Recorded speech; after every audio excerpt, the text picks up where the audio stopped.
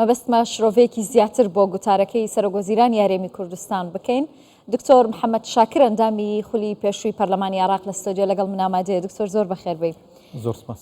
پێکەوە لە گوتارەکە بوو چیت لێ خوێندەوە؟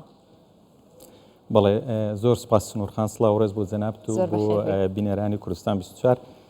بە دڵنیاییەوە یعنی ناتوانین بە ماوەیەکی کەم ئەو خاڵی گرنگانە کە لە وتارەکەی جەنابی سەرۆکی حکوومەت هاتن ناتوانین بە تەواوی حەقی بدەینێ، بەڵام ئەوەی بینیمان یعنی خۆی دیارە عنوانی قیمەکە یان لوتکەی جیهانی بۆ حکوومەت لەو لوتکەیە پلان دادەنرێ، نەخشە ڕێگا دادەنرێ، خاریتەی طریق دادەنرێ کە حکوومەتەکان لەسەر ئاستی دەولی بە چ شێواز مامەڵە بکەن لەگەڵ ئەو تحدیاتە و ئەو ئالەنگەریانە کە یان ئەو ئەزەماتەی کە ڕوبەڕووی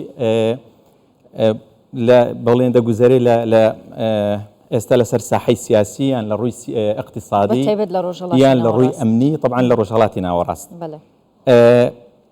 بینیمان چار خاڵی زۆر گرنگ جەنابی سەرۆکی حکوومەت باسی کرد. یەک لەوان باسی لە استقراری سیاسی کرد، یعنی ئەگەر بمانەوێ ئەو شوێنە ئەو ناوچەی ڕۆژهەڵات بگاتە مەرحەلەیەکی باش و بە خۆشگوزەرانی تێپەڕ بکە ئەو تحدیاتە و ئەو تحدیاتە ئەمنی و سیاسی و اقتصادی ڕوبەڕووی دەبێتەوە پێویستە یەکەم تەرکیز بکەنە سەر استقراری سیاسی. استقراری سیاسی زۆر گرنگە بۆ خۆشگوزەرانی. دواتر نەحەی ئەمنی. ئێستا دەبینین لە ماوەی ڕابردوو بینیمان داعش بە چ شێوازەوە جەنابی سەرۆک حکوومەتیش تاکیدی لەسەر کردەوە، داعش بە چ شێواز بوو عامل و تهدیدی هەموو ڕۆژهەڵاتی ناوەڕاست دەکرد، بەڵام لە هەرێمی کوردستان بە معاونەی تەحالوفی دەولی توانرا داعش تێک بشکێنرێ. خاڵی سێیەم تەتەوری اقتصادی. ئەگەر بمانەوێ لە ڕووی اقتصادیش بەرەو پێش بچین، ئەمەش دیسان هەر پێیوەستە بەوەی کە لە ڕووی سیاسیەوە سەقامگیری هەبی، لە ڕووی ئەمنیەوە سەقامگیری هەبی، ئینجا دەتوانانی لە ڕووی ئابووری بەرەو پێش بچی. خاڵێکی تر کە زۆر گرنگ بوو باس لە تەغییری مەناخی کرد. گۆڕانکاری کەش و هەوا ئێستا وشێکە لە تحدیاتی گەورە کە ڕوبەڕووی منتەقەکە دەبێتەوە و جەنابی سەرۆکی حکوومەت زۆر بە وردی باسی لەوە کرد. ئەگەر ئەم کێشەیە پێشی لێ نەگیرێ احتیمالە دەبێتە هۆی زۆر نەهامەتی، مثلا ببێتە سەبەبی تەسەحور بە بیابان بوون، دەبێتە سەبەبی ئەوەی هیجرا یان کۆچی ناوخۆیی کۆچی دەرەچی، دەبێتە سەبەبی ئینهیار اقتصادی و لە دەرئەنجام احتیمالە وای لێبێ کە ئینهیار اقتصادی ڕوودەدا، وای لێبێ حتا کێشەی ئەمنی غیذائیش دروستبی لە ڕووی یعنی ئاسایشی خۆراک تا دەگاتە ئەو مەرحەلەیە. بۆیە ئەم خاڵانە و زۆر خاڵی تر یعنی ئەوەی گرنگ حتا سەبارەت بە هەرێمی کوردستان باس لە ئەوە زۆر گرنگ بوو بەنسبەت ئێمە لەم مەحفەلە بە ئامادەبوونی ئەو هەموو خەڵکە باس لە سربەخۆی هەرێمی کوردستان. دکتۆر با باسی ئەوە بکەین، ینی یەک بەیەک منیش پێم خۆشە بێنە سەر خاڵەکان باسی بکەین. ئەوەی کە گوتی گۆڕانکاری سنوورخان جەنابەت پرسیارەکەت بەعام کرد، من ویستم هەموو شتەکان بڵێم خۆی خاڵ بە خاڵ باشتر باسی بکەین. گوتی کە گۆڕانکاری نەک تەنیا پێویستە بەڵکو زەڕوریەتێکی حتمیە. هەرێمی کوردستان لەکوێی ئەم گۆڕانکاریانەدایە لە ڕۆژهەڵاتی ناوەڕاست؟ هەرێمی کوردستان لە نەخشەی سیاسی و لە نەخشەی ئابووری پێگەیەکی زۆر بەهێزی هەیە. بە بەڵگەی ئەوەی ئێستا بینیمان جەنابی سەرۆکی حکوومەت وەکو سەرۆکی حکوومەتی هەرێمی کوردستان بانگهێشت کراوە بۆ ئەم لوتکەیە گرنگە، لوتکەی جیهانی. هەرێمی کوردستان لە ڕووی جیۆپۆلیتیکەوە، لە ڕووی جوغرافیای سیاسی و لە ڕووی حتا لە ڕووی پێشکەوتنی اقتصادی شوێن و پێگەی تایبەتی خۆی هەیە. دەبینن ئەو پێشکەوتنە ئێستا لە ڕێگای یعنی لە ڕووی ڕێگاوبان، لە ڕووی استثمار هەرێمی کوردستان لەو منطقەی ئەگەر تەماشا بکەین بەراوردی بکەین بە ئێران، بەراوردی بکەین بە ناوچەکانی تری عێراق، هەرێمی کوردستان لە پێشەوەیە. یعنی دەکرێت بڵێن هەرێمی کوردستان نمونەیەکی هەم سەقامگیری ئارامی و پێشکەوتنە لە ناوچەکەدا. بڵێم لە ڕووی ئەمنی بە هەمان شێواز توانرایە ئەم هەرێمە بپارێزرێ. مستەثمرین دەتوانن ڕوو لە هەرێمی کوردستان بکەن بە یعنی بە ثقە و بە متمانەوە دەتوانن بۆ بەرهێنان بکەن لە هەرێمی کوردستان و لە ڕووی سیاسیش هەرێمی کوردستان پاشکۆنیە، سیاسەتی تایبەتی خۆی هەیە و شوێنێکە هەڕەشەنیە وەکو جەنابی سەرۆک حکوومەتیش باسی کرد، نەبوو دراوسێ نەبوو هیچ لایەنێک، بەڵکو عاملی استقرار و پێکەوە ژیانە. بەڵێ زۆر باشە. شتێکی دیکە کە سەرۆکی حکوومەت یاریمی کوردستان ئەمڕۆ باسی کرد و میوانەکانی دیکەی کوردستان 24 زۆر بە گرنگیەوە باسییان لێکرەویش دۆزی فەڵەستین بوو بەراوردکردنی بوو بە دۆزی کورد ینی گوتی کە ئەمە دوو کێشەی ڕۆژهەڵاتی ناوەڕاستن کە چارەسەر نەکراون و کاتی چارەسەرکردنیان نییە ئێستا. ڕاستە ئەمەش زۆر بە زیرەکانە جەنابی سەرۆکی حکوومەت ئەم ڕەبتەی کرد لە نێوان کێشی فەڵەستینیەکان لەگەڵ هەرێمی کوردستان. احتیمالە ئەوانەی لەوێ حازرن ڕاستە ڕێکخراوی نێودەوڵەتی حازران سەرکردەکانی جیهان، بەڵام عەرەبەکانی زۆر وجودیان هەیە. عەرەب زۆر تەرکیزیان لەسەر حەڵکردنی کێشەی فەڵەستینە. ئێمەش پێمان یعنی لەگەڵین، هەمومان لەگەڵین. ئەو مەئساتە و ئەو نەهامەتی بەسەر گەلی فەڵەستین داهاتوە وای کردووە هەمووی متعاتفن لەگەڵ فەڵەستینیەکان و هەمووی لەگەڵ ئەوەیە کە کێشەکان حەل بکرێت. بەڵام احتیمالە ئەوان یعنی ئەو ڕەبتە لەگەڵ هەرێمی کوردستان ناکەن.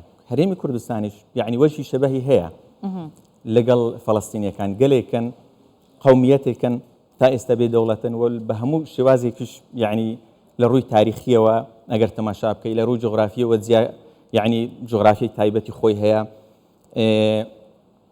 دەبینین بەس شێواز ئیدارەی خوان بە ناجحی دەکەن و خوێنی زۆریان ڕەشتووەوە تا ئێستاش دەبینین موشک باران دەکرێن لە ڕووی اقتصادی گەماروی دەخرێتە سەرێ. دەبینین ئێستا دەوڵەتی عێراق بەس شێواز مامەڵەی لەگەڵ دەکا. ئەم ڕەبتە کرا وەکو داوایەک بۆ ئەوەی بیر لە بیرۆکەی سربەخۆی هەرێمی کوردستان بکەن کە میثاقی ئومەم متحیدەش ئەو مافەی بە هەموو گەڵەکان داوە. گەلی کوردیش وەکو یعنی هاوشێوەی هەموو گەلەکانی تر، گەلی عەرەبی، گەلی فارسی، گەلی تورک مافی ئەوەی هەیە دەوڵەتی خۆی هەبێت. بەڵێ ئەمە چەند گرنگ بوو کە ینی سەرۆکوەزیرانی هەرێمی کوردستان لە بەردەم چەندین سەرکردەی وڵاتان حکوومەتەکان و ینی ئەو ئامادەبوانەی کە لە لوتکەی جیهانی حکوومەتەکان لەبێ بوون ینی بۆچوونی هەرێمی کوردستانی دەرخست لەو بارەیەوە و نیەتی و خواستی هەرێمی کوردستانی بۆ هەرێمی کوردستانیش نیشاندا. بەدڵنیاییەوە زۆر گرنگ بوو. یعنی من پێم وایە هەموو تاکێکی هەرێمی کوردستان ئێستا ئەم جۆرە خیتابە مای دڵخۆشیە، یعنی لەگەڵ ئەو هەموو مەطالبان، بەڵام بەنسبەت ئێمەی گەلی کورد و بەنسبەت سەرکردایەتی کوردیش گەیشتن بە مافی سربەخۆ ئێمە پێمان وایە ئەمە چارەسەری هەموو کێشەکانمانە. ئێستا ئێمە دەبینین لەگەڵ بەغدا دائما کێشەی سیاسی متەجدد هەیە، کێشەیەک حەل دەبی مباشرەتەن کێشەیەکی تر دروست دەکرێت. لە ڕووی اقتصادی مەشاکل یەک لە دوای یەک موازنە دەنجی لەسەر دەدرێ، دەبینی بە شێوازێک تەفسیری دەکەنەوە دائما وفودی هەرێمی کوردستان شاندەکانی هەرێمی کوردستان لە ڕێگای بەغدان بۆی بتوانن تەنها ڕەواتبی موظفین تەمین کەن قوتی خەڵکی هەرێمی کوردستان. ئەمە نابیتە چارەسەری حەقیقی هەرێمی کوردستان. ئێمە پێمان وایە لە ڕووی سیاسی هەرێمی کوردستان محاربە دەکرێت و حتا بینیمان گەیشتە ئەوەی حتا استهدافش دەکرێت بە درۆن لە ناوخۆی عێراق و لە دەوڵەتی دراوسێ دیسان استهداف دەکرێت.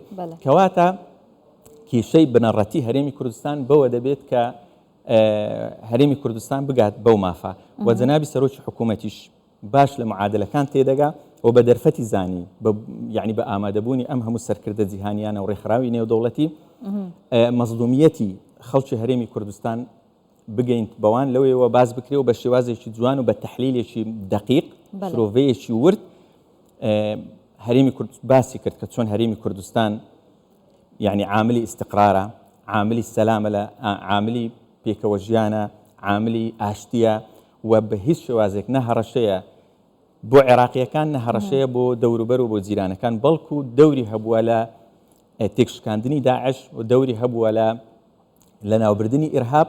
بۆیە دعمی هەرێمی کورد نابی هیچ مەتری حتا باسی لەوە کرد نابی بە هیچ شێوازێک مەترسی ئەوە کەسێک ترسی ئەوەی هەبێ کە ئەگەر قەومیەتێک بێت بگات بە مافی خۆی ببێتە هەڕەشە لەسەر ئەوانی تر. بەعکسەوە هەرێمی کوردستان چەندی بەهێز بێت دەبێتە مای ئەوەی کە زیاتر ئاشتی بەرقەرار بی و عاملێکی ئیجابی دەبێت، یارمەتی دەردەبێت بۆ بەرەو پێشچوونی نەحی ئەمنی و نەحی سیاسی لە منطقە. باشە دکتۆر باست لە بەهێزی هەرێمی کوردستان کرد. بۆ نمونە ئامادەبوونی حکوومەتی هەرێمی کوردستان لە زۆرینەی بۆنە و کۆڕبەندە جیهانیەکان و بانگەشتکردنیان لەلایەن دەوڵەتانی جیهان و وڵاتانی زلهێزی ناوچەکەش بەگشتیەوە. چیمان پێ دەڵێن لەبارەی پێگەوسنگی هەرێمی کوردستان لە لای وڵاتانی نێودەوڵەتی؟ ئەوە بەڵگەی ئەوەیە کە هەرێمی کوردستان بە یعنی بە شێوازێکی ڕاست مامەڵەی کردووە لە ڕووی حکومڕانی ناوخۆیی و لە ڕووی تەعاملی نێودەوڵەتی و ئەو پەیامە گەیشتووە هەمویان دڵنیان لەوەی کە هەرێمی کوردستان حکوومەتی هەرێمی کوردستان قیادەی سیاسی هەرێمی کوردستان ئەو ڕوئیای و دیدگایی کە هەرێمی کوردستان هەیەی حکوومەتی هەرێمی کوردستان هەیەی خزمەت بە بەرژەوەندی گشتی دەکا و لە هەموو ڕوێکەوە لە هەموو سکتەرێکەوە یعنی خاڵێکی پۆزتیڤە بۆیە و بەرەو پێشچوونیشی بینیتیان لە هەرێمی کوردستان یعنی لە ڕووی مامەڵەکردن لە ڕووی اقتصادی وەکو باسم کرد لە ڕووی ئەمنی لە ڕووی سیاسی بە هەمان شێواز شوێنی هەرێمی کوردستان منطقەی جغرافی با بڵێن جغرافی سیاسی هەرێمی کوردستانیش گرنگی خۆی هەیە ئەمە هەموو وای کردووە کە دەبینین لە داڤوس بە جەنابی سەرۆکی حکوومەت بانکێش دەکرێت ئێستا لە دوبەی بانکێش دەکرێت ئەم لوتکە گرنگانە مع العلم احتمالە ئەگەر تەماشا بکەی زۆر دەوڵەتی گرنگ هەن لە ڕووی سیاسی لە ڕووی اقتصادی احتمالە با بڵێن سەرۆک وەزیرانەکەیان یان ڕئیسیان بانکێش نەکراوە ئەوە دلیلی ئەوەیە کە متمانەیەکی زۆر بە هەرێمی کوردستان هەیە بەڵام وەکو جەنابی سەرۆکی حکوومەت باسی کرد ئەم احتیمامە بە هەرێمی کوردستان نابی لەو خاڵە ڕابوەستێت دەبێت بگاتە ئەم ئەنجامە کە ئێمە هەموو گەلی کورد خەونی پێوە دەبین ئەوی گەیشتن بەسەر بەخۆیە. زۆر سپاس بە شرۆفەکانە دکتۆر محەممەد شاکر ئەندامی خولی پێشووی پەرلەمانی عراق سپاس بە ئامادەبوونیشت لەگەڵم زۆر سپاس.